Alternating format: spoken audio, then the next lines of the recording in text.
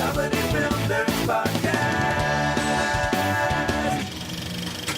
Live action shorts. All right, there's DeKalb Elementary, which is basically it's based on a thing that happened a year or so ago. One of the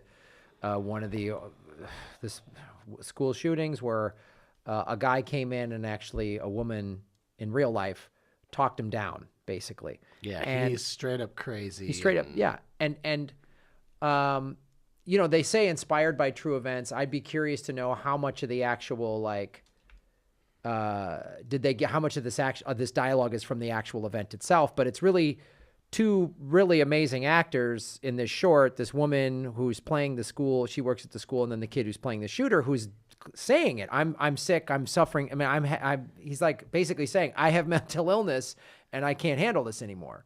And what she has to go through. That movie was really, and of course, very poignant because there was just another shooting 2 weeks ago. It's really intense, and it almost feels like, I didn't necessarily keep track, but it feels like they only shot everything from like 2 or 3 different angles. Like, so it's got a very almost like it's compressed feel to it. And it's also like the cameras that security cameras. I mean, it's in color, but it almost just feels like they just caught this thing going on, and then you just watch it unwrap in real time. Yeah, and you feel sort of how boxed in she feels, because she's just like, what is this guy going to do?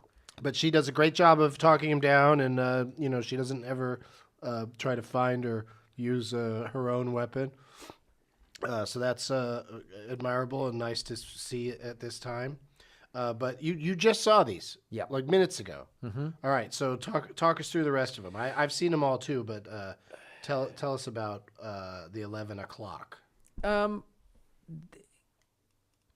That's like the nuttiest one. Yeah, that's like the straight up comedy, and I was kind of aggravated by it more than entertained. Yeah, it kind of felt like, especially because when you go to The Silent Child and My Nephew Emmett are really powerful movies, along with the DeKalb Elementary. I mean, these are pretty powerful movies those three have very solid and amazing social commentary and messages. So then 11 o'clock just sort of is like, okay, not that the whole category has to be heavy. It doesn't say dramatic live action short, but right. But it did sort of stand out to me 11 as just sort of not. Yeah, well, not enough. It's just about a therapist and a patient who the patient starts telling the therapist that he's a therapist, and then he sort of flips the table on him and starts, acting like he's in his session, and it's a lot of wordplay and a lot of kind of aggravating behavior. Sounds like a lot of one location. Yeah, and it's the shortest one of all of those, I think. It was like it clocks in only at like 10 or 15 minutes, and it's well done, but it just, to me, it was just like, especially like you're saying, against all this heavy shit, forget about it. I mean, My Nephew Emmett is like, the way it ends is absolutely devastating. And then they go to it's based on a true thing, so they go to some real footage, and that's really powerful. Mm-hmm. And I won't say any more because it's sort of a big reveal kind of, but that's a really powerful. It's a period piece, and it's about a black family being intimidated by white people in it's the South, right? In Mississippi, in the South, in the 50s. So it's like, and the actors are all really solid, and it's mainly focused on this older man, and he's this working class dude in Mississippi in the 50s who's probably in his 70s or so, and he's very stately, and it's it's amazing. I mean, that movie is really it's a powerful film. And then you go to The Silent Child, which is it's about a deaf girl who has the family. She's in England, and the family hires a woman to teach her how to sign and speak, and I won't. Her mother really wants her to lip read because like it's a status thing that like she just would rather her daughter fit in by just reading people's lips than by the whole family having to learn sign language. Yeah, it's really, the mother is really selfish kind of scary individual. But the little girl, I assume the girl that plays the role is genuinely deaf. I don't Yeah. know. But boy, it's really it's just heartbreaking watching this kid, have parents that clearly don't know the best way to get her through her young life. And it's sort of the film. So it's one heavy one after It the is. other. It is, and it's really Oh, and they're this brutal. one has a big statement about there needs to be more. They're like being deaf isn't a learning disability. Kids that are deaf they don't have a learning. They just need sign. There needs to be more sign language in schools. Basically, is the message of the film, and it's really powerful. And they dramatize what any family could go through. And considering it's a short film, the mom.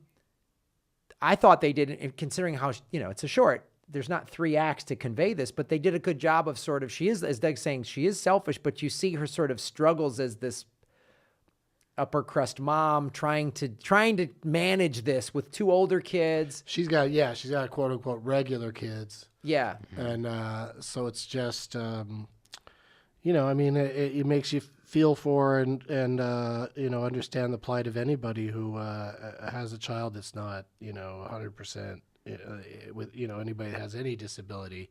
It just affects everybody, and there's going to be some parents that are bad at dealing with it. Yeah. Right. and don't follow the advice, like the teacher that's trying to encourage her to continue to learn and use sign language is sort of the family sort of treats her like you don't tell us what to do, and That's always helpful. It's really heartbreaking that this teacher Wow. really cares about this kid and is doing the right thing or trying to. Yeah. These all of these really, I mean, not the 11 o'clock, but all these short films this year really felt like, if you weren't completely clear what you were watching, you'd think you were watching a documentary. They're very, they're very real feeling. And then the 5th one is Watu Wotu, All of Us, which is that's what Watu Wotu means, is all of us. And that was my favorite one. Really? Yeah. Just because. Timing. Just to see, people standing up for each other. It's a situation where some people stand up, some Christians stand up for some Muslims in Kenya, and it's I'd say maybe it's it's sad, but it's also uplifting ultimately. Where all these other ones are kind of, the ending is kind of a gut punch, like things aren't necessarily going to get better for these people. Yeah, for me, it's sort of, the one, I think DeKalb Elementary was my, if I had to, I think DeKalb Elementary is going to be my will. You think it will? I do, because I realize that votes probably already came in I think it's prior to Florida. I think all the voting finished up today. I think that all their ballots had to get in today. So there is a chance that Florida they could respond to that and be like, let's give the gun thing. But the trouble is, like, a thing that I wonder why they even give out this award on the Oscars, because they just name these names that don't mean anything to people, and then they show 2 seconds of it. They don't show give anybody a real idea what it is. And so everybody watching, and that's part of the reason we're here, is because, it's just an Oscar pool thing. It's just a one where it could go. No one really is an expert on which way it's going to Shorts you have to go out and you seek. have to really, And even if you see them, there's this these are all, the 11 o'clock's not going to win. We know. Yeah. But the other 4 are all heavy message things that, who knows which ones are going to resonate the most with the Academy, and who knows who's going to watch them all. Right. Because you could go ahead and vote without watching them, and that happens. So people just vote for what sounds like it would be the best one. And what do you think, Chris, based on everything we've said? That's exactly what I'm going to do. I'm going to vote on what I think sounds like the best one. I like the title, Watu Wote. All of us. I kind of like here's why I think this should and will win, is because you have these heavier categories, especially when you get into documentary features. If you have a movie that's also heavy but also has an uplifting message, I think that might garner some extra votes. So that's what I'm So Doug, what's your will then?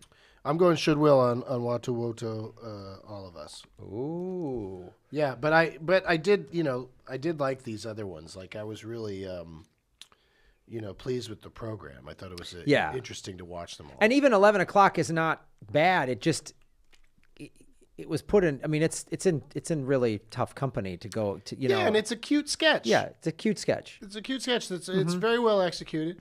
One of the dudes that plays the one that comes in as a patient but then starts acting like the doctor is. Did you watch the show Justified on FX? Yep. He played Dewey Cox. Oh right. Oh, okay. On that show, and of course, like all great actors on American TV shows, he's completely hiding his Australian accent. It was Dewey Crowder. Crowder, sorry. Dewey Cox is the John C. Reilly movie. Yeah, right. Yeah. I love, but everybody, we were all on board. We were all like, yeah, Dewey Cox. He was Dewey Cox. But no, Dewey Crowder, and he was so funny and such a amazing character on that show. So that guy's a good actor. Ride shot first, getting heads across the land.